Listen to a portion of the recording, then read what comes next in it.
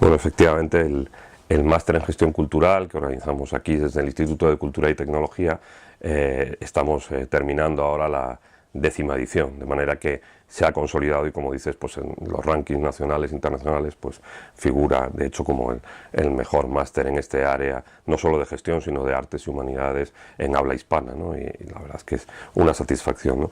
Yo creo que alguna de las claves de esa consolidación y de ese prestigio es el trabajo previo que se hizo, ¿no?, para localizar la formación que hacía falta, para ponernos en contacto con las empresas, etcétera, de manera que esa relación con la realidad del mundo de la cultura, la realidad profesional, es fundamental. No es un máster exclusivamente académico ni fundamentalmente académico, es un máster profesional y profesionalizante, ¿no?, y muy en relación con las instituciones, con los centros, con los profesionales, que no solo están presentes en las prácticas, etcétera, sino que son la mayor parte de las horas docentes del máster, ¿no?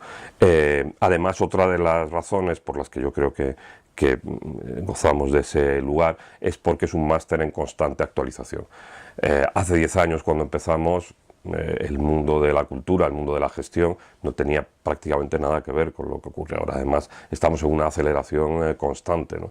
Y el máster ha ido procurando no solo ir al paso de esas transformaciones, sino, como siempre decimos, preferimos equivocarnos por ir demasiado deprisa, por incluir esas transformaciones antes incluso, ¿no?, que por quedarnos rezagados. Entonces creo que esa es una de las ventajas muy considerables que tiene el máster, ¿no? Y en cuanto a los cursos de gestión del círculo, como muy bien dices, este es el 7º curso de gestión. Si os fijáis, la escuela lleva 6 años, de manera que es que el curso de gestión sirvió un poco como campo de pruebas antes de iniciar la escuela de las artes. Por lo tanto, ha sido un poco mimado especialmente. Tuve la suerte de trabajar con la dirección del círculo en la preparación de ese 7º curso, y yo creo que alguna de las buenas ideas es que, sin perder la visión de que es un curso, digamos, de verano, entonces no puede tener las mismas densidades que otras cosas, siempre ha buscado perspectivas distintas cada año, ¿no? Y ha ido también actualizándose, es una de las ventajas, ¿no? Y se ha puesto el foco en un tema determinado. El año pasado, por ejemplo, pusimos el foco en las actividades en equipo, grupos, proyectos, incluso en la dimensión social de la cultura, o este año lo pondremos en algunos otros aspectos como las innovaciones que el contexto cultural, social, económico obligan a que se introduzcan, ¿no? Entonces también esa diversidad, ese carácter dinámico que pretende estar cercano a quienes vienen al curso, yo creo que es una de sus ventajas indudables, ¿no? Bueno, yo creo que también es distinta a lo largo de estos años que llevamos, ¿no?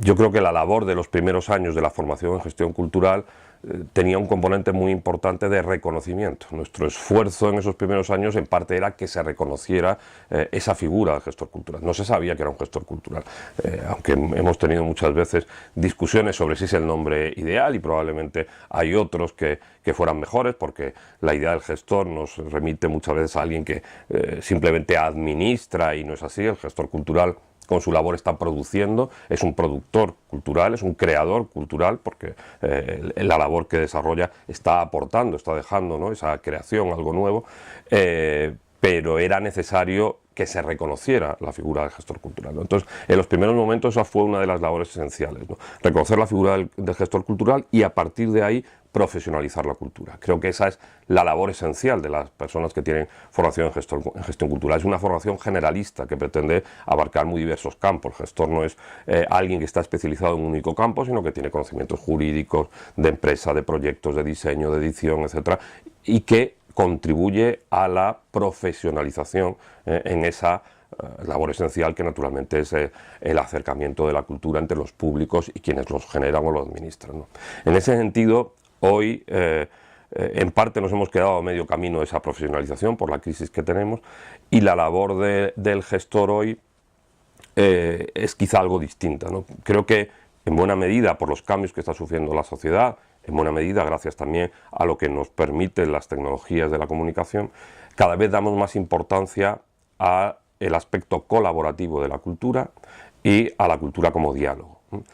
Si antes lo que hacíamos era atender muy poco a los públicos, de eso pasamos simplemente a contarlos, a numerar a los públicos, de ahí se ha pasado a escuchar a los públicos y no solo a escucharlos, sino a dialogar con ellos, ¿no? De manera que eso a su vez genera una cultura colaborativa, ¿no? Y yo creo que esa es la labor cada vez más del gestor cultural, ¿no? Fomentar ese diálogo, no solo escuchar, sino fomentar ese diálogo. Sí, efectivamente, eso es una de las cosas que decía antes, ¿no? Yo creo que estábamos en un proceso en el que estas formaciones contribuían, y era una de sus funciones esenciales, profesionalizar la cultura, y naturalmente esto ha frenado ese proceso, ¿no? Muchas instituciones habían avanzado, normalmente públicas y privadas, ¿no? Al disponer de gestores culturales, en una gestión más profesional, más eficaz, más cercana, con unos recursos y herramientas más adecuados, y eso se ha frenado, ¿no? Creo que esa debe seguir siendo una de las misiones y visiones de los gestores culturales, ¿no? Luchar por todos los medios para que la gestión no sea improvisada, no obedezca a otros criterios políticos, etcétera, sino a una verdadera profesionalización, ¿no?